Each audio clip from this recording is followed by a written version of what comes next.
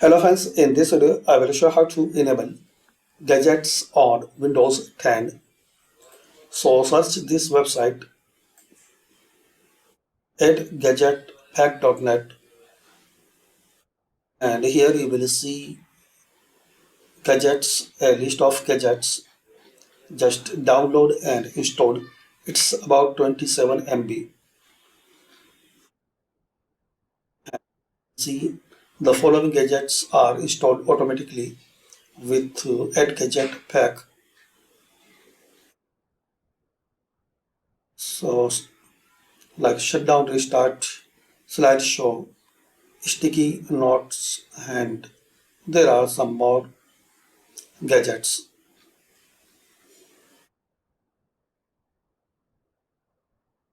It's completely free to use. Just download and install to enable this type of gadgets. So thanks for watching.